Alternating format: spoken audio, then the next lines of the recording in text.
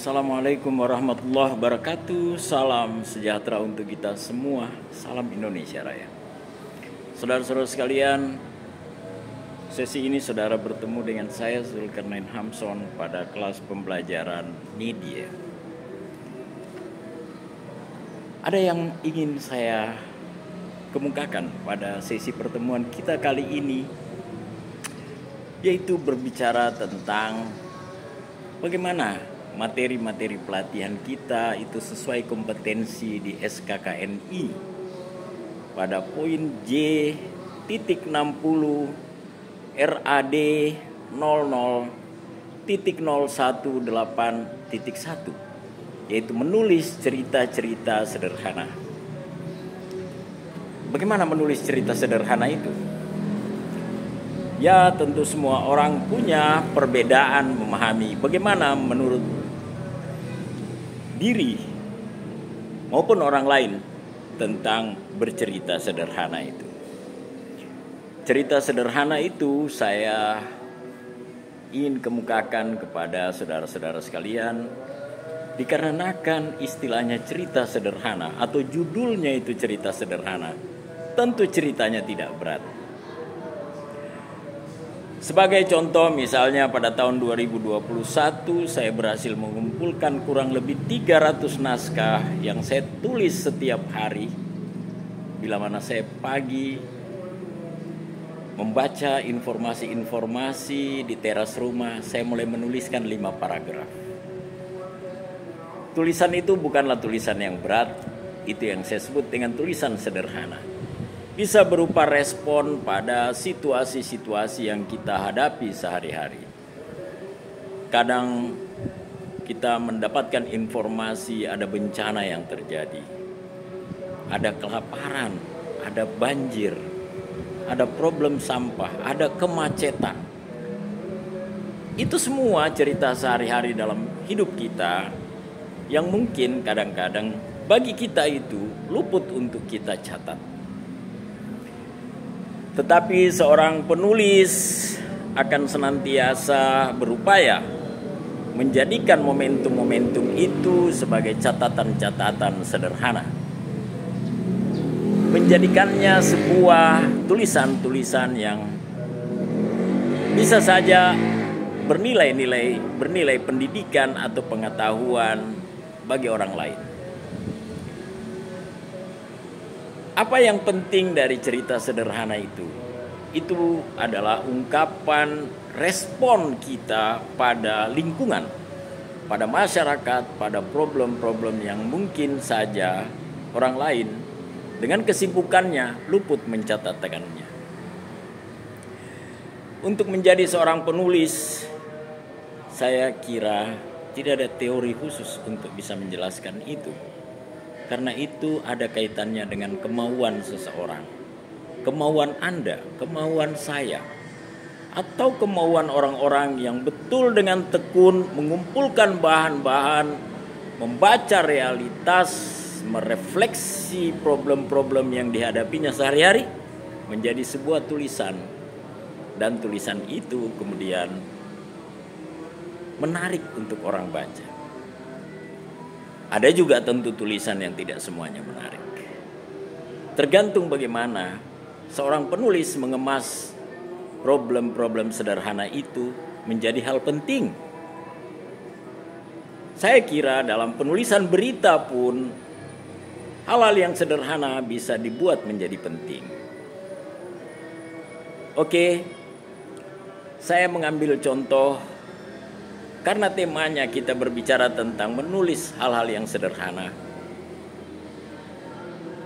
Seorang penulis bisa menuliskan catatan harian. Mulai dari dia meninggalkan rumah, di perjalanan menuju kantor, tempat kerja, atau tempat pertemuan, dia mengalami begitu banyak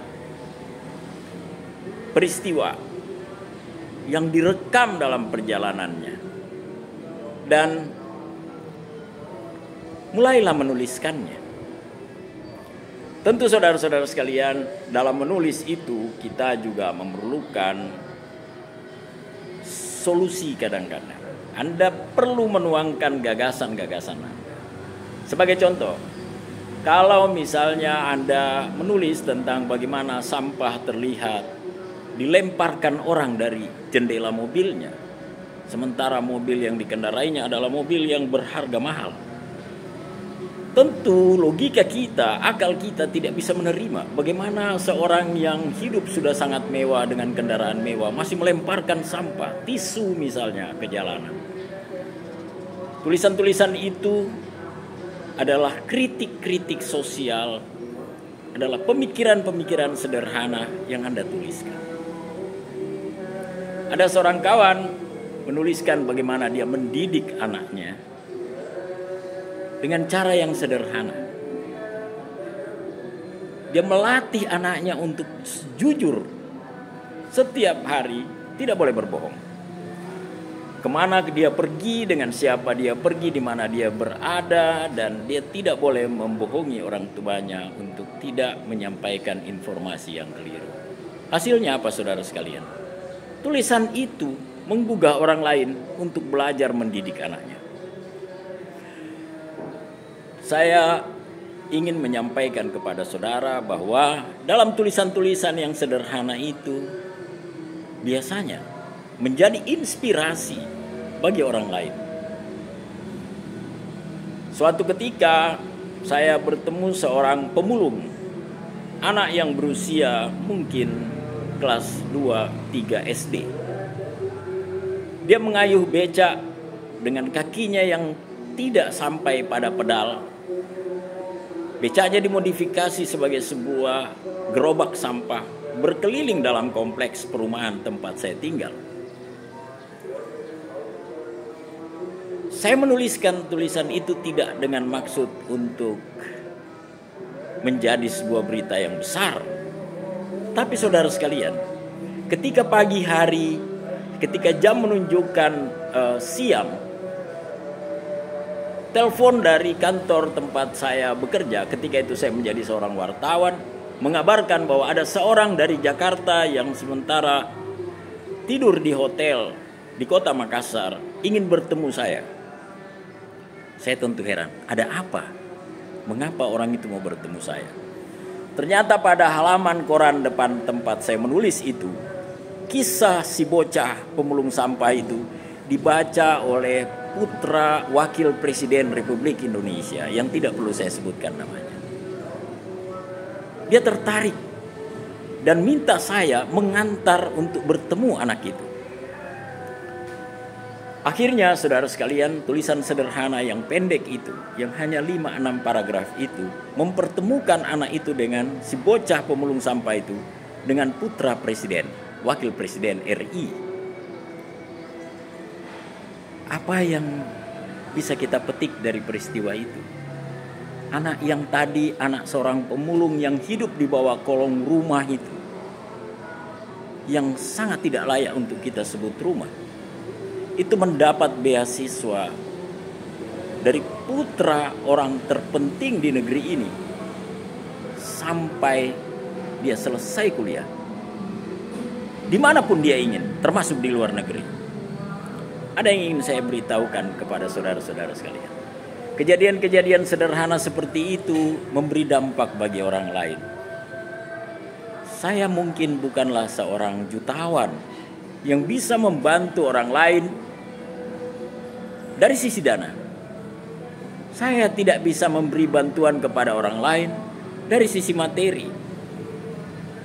Tetapi saya tidak kehabisan akal untuk berusaha saat ini sebisa mungkin membantu banyak orang dari sisi pemberdayaan. Melalui apa itu? Melalui tulisan-tulisan yang saya kemas, yang barangkali tulisan-tulisan itu bukanlah tulisan-tulisan penting, tetapi mana kita tahu bahwa itu bermanfaat. Saudara-saudara sekalian, saya mau mengutip pernyataan Rosihan Anwar, seorang wartawan senior Indonesia di era kemerdekaan hingga kita merdeka. Rosihan Anwar pernah bertutur bahwa dia melakukan begitu banyak kesalahan karena membuang tulisan-tulisan yang diketiknya.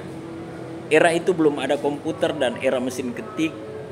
Dan setiap kali menyelesaikan tulisan itu diremas-remas dan dibuangnya. Hari berikutnya dia menulis lagi dan diremas-remas dan dibuangnya. Dia selalu menjadi penilai yang tidak baik bagi tulisan-tulisannya. Dia selalu menganggap gagasan-gagasannya, tulisan-tulisan yang sederhana itu tidak bermanfaat. Tetapi apa yang terjadi, saudara sekalian? Satu ketika salah satu tulisannya dikirim ke media dan tulisan itu dimuat. Apa yang terjadi? Konon beliau mencari tulisan-tulisan yang dibuangnya itu dan disetrikanya kembali. Lalu kemudian tulisan itu setelah rapi dikirim ke redaksi media. Apa yang terjadi, saudara-saudara sekalian? Tulisan-tulisan itu dimuat. Saya mau mengatakan kepada Anda bahwa mungkin gagasan-gagasan yang kita tuliskan, yang selalu kita anggap remeh itu bermanfaat dan layak untuk diterbitkan media. Sayangnya, sekali lagi, kita menjadi penilai yang buruk bagi gagasan dan tulisan-tulisan kita. Saya mau melanjutkan sedikit bagaimana hal-hal yang sederhana itu kita coba kemas dalam tulisan. Saya memberi contoh. Anda tidak perlu takut, ragu menuliskan banyak masalah yang Anda lihat sebagai tulisan-tulisan sederhana menjadi sebuah gagasan yang terstruktur.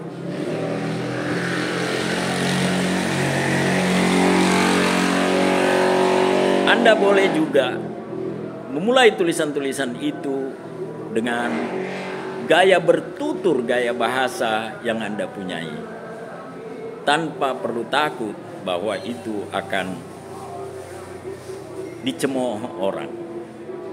Satu hal yang harus kita ingat, Anda juga saya harus ingat, bahwa tulisan-tulisan sederhana itu tidak boleh menyerang pribadi orang.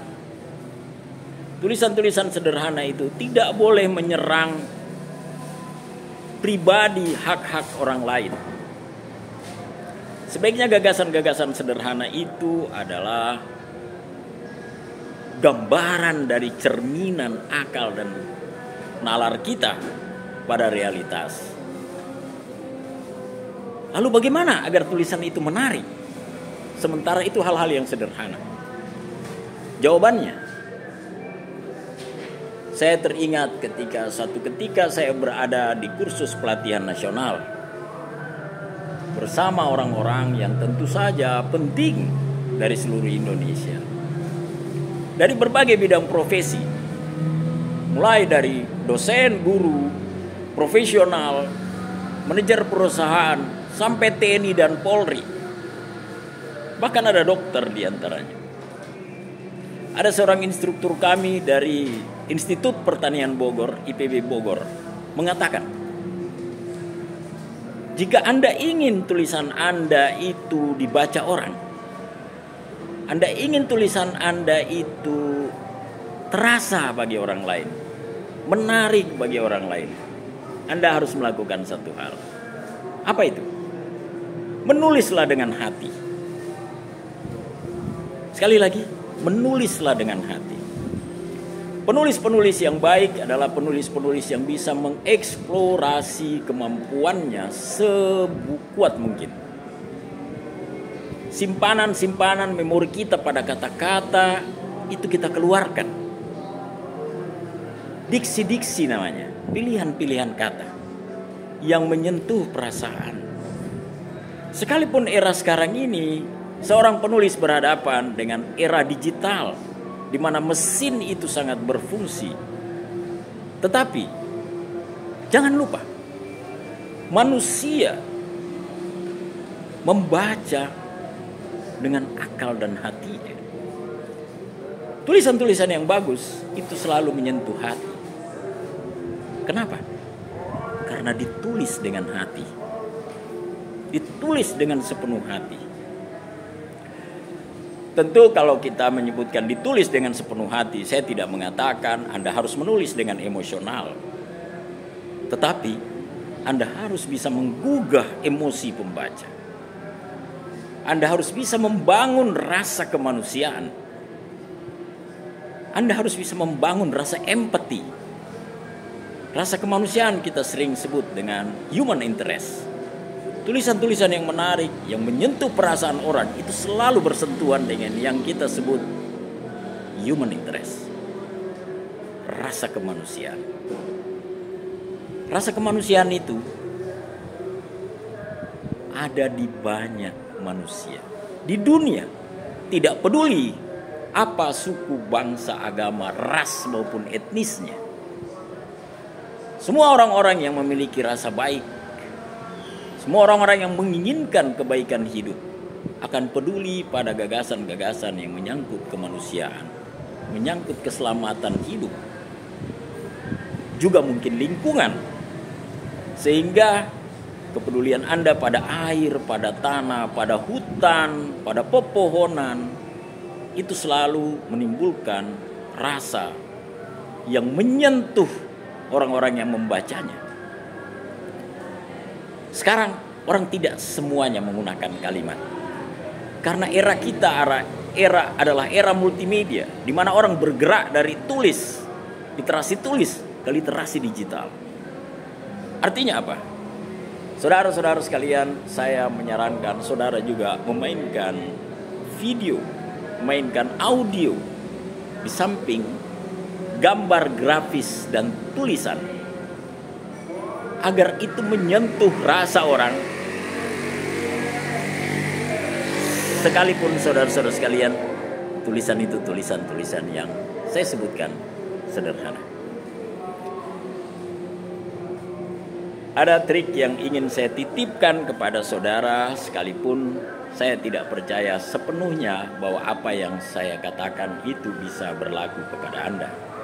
Tetapi saya mau menyampaikan bahwa tulisan-tulisan yang dimulai dari catatan-catatan harian, peristiwa-peristiwa kecil yang kita bukukan, yang kita catatkan, itu bisa berkembang menjadi gagasan awal untuk kita lanjutkan bila mana kita memiliki waktu senggang untuk menyelesaikan tulisan itu.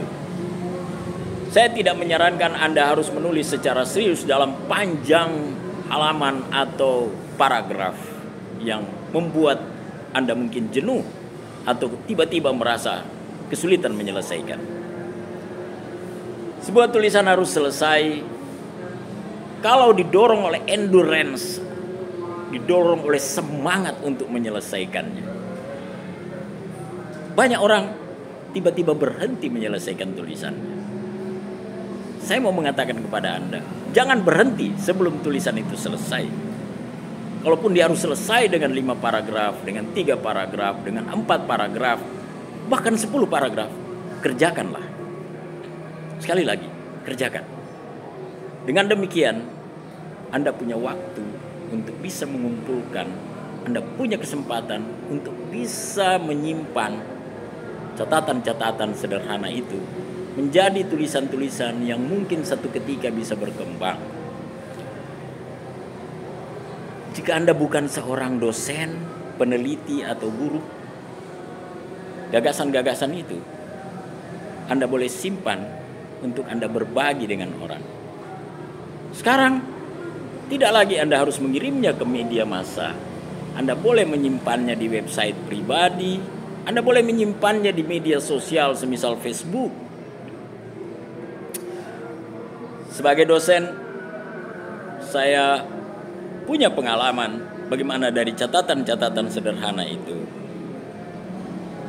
menginspirasi saya untuk melanjutkannya sebagai bahan penelitian, juga sebagai bahan-bahan diskusi dengan mahasiswa saya di ruang-ruang kelas pembelajaran. Ada kebiasaan yang saya lakukan di 3 tahun terakhir ini, dan itu saya pelihara. Saya menyimpan 5 paragraf setiap hari, setiap pagi atau sore di wall Facebook saya. Dan saya melahirkan buku yang berjudul Catatan-Catatan dari Dinding Facebook. Itu semua catatan-catatan sederhana yang mungkin bagi orang tidak penting, tetapi bagi saya penting. Terima kasih. Demikian bahan kajian kita pada hari ini. Mohon dimaafkan bila ada yang tidak berkenan. Sampai jumpa pada video pembelajaran berikut. Wabillahi taufiq wal hidayah. Assalamualaikum warahmatullahi wabarakatuh. Salam Indonesia Raya.